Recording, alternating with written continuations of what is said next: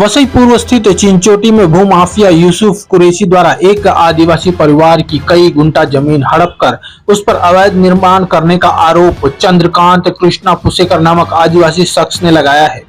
इस विषय में आदिवासी परिवार ने परिवर्तन संगठन से मदद मांगी थी, जिस पर परिवर्तन संगठन के पदाधिकारी अशोक धोत्रे ने इस विषय पर गंभीरता दिखाते हुए बताया कि हमने एक पत्र स्थानीय प्रशासन समेत मुख्यमंत्री कार्यालय को दिया है, जिसमें स्पष्ट तौर पर कहा है कि यदि स्थानीय मनपा प्रशासन ने गरीब आदिवासियों की जमीन पर किए गए अवैध निर्माण को जल्द ही ध्वस्त नहीं किया तो मजबूरन स्थानीय मनपा के खिलाफ मुख्यमंत्री के आवास के बाहर आगामी 15 अगस्त को आदिवासियों के समर्थन में परिवर्तन संगठन, आदिवासी परिवार व उनके छोटे छोटे बच्चे, यहाँ तक कि उनके पालतू गाय भैंस बकरी, यहाँ तक कि मुर्गी को लेकर भी मुख्यमंत्री के बंगले के बाहर जब तक न्याय नहीं मिलता तब तक आमरण उपोषण पर बैठेंगे। क्या नाम है आपका?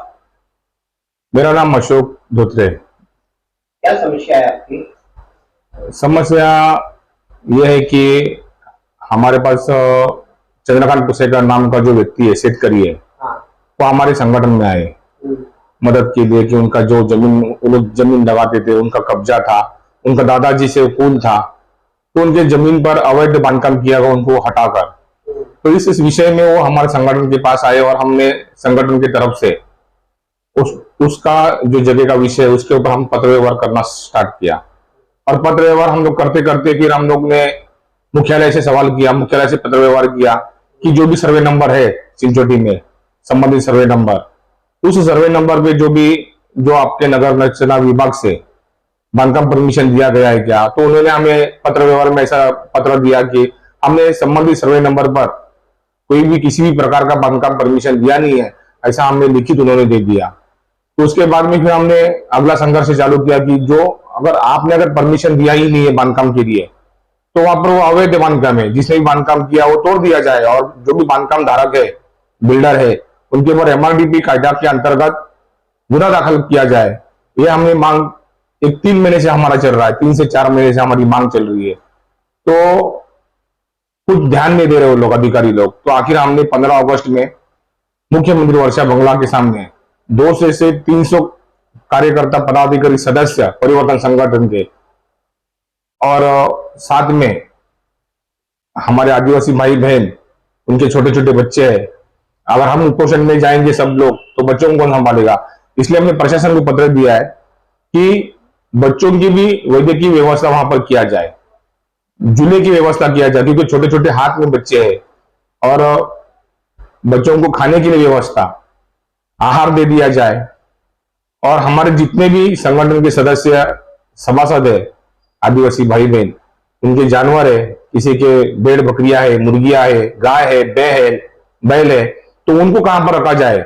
सब हम अगर उधर बेमुदत उपोषण करेंगे तो इसके लिए हमने प्रशासन को यह भी दिखाए कि हमारे जो भी भेड़ बकरियां है, मुर्गे है, गाय बैल है, उसको भी हम लेकर साथ में आएंगे आंदोलन में, और उपोषण के लिए हम बैठेंगे। और वहां पर हमारे गाय बैल भेड़ बकरियां मुर्गियां जो है, उनकी भी खुराक और दाना पानी का व्यवस्था शासन की तरफ से किया जाए, यही हमारी मांग है।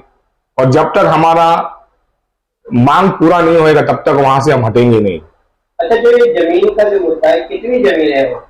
लगभग 24 एकड़ जमीन है और पूरा 24 एकड़ जमीन में अवैध बांधकाम किया गया है। कितने लोगों के द्वारा किए गए? कितने भूमाफिया हैं वहाँ? भूमाफिया तो बहुत सारे हैं, लेकिन नाम तो एक ही व्यक्ति का वहां पर आगे आता है बार बार। क्या नाम? यूसुफ कुरैशी करके व्यक्ति है।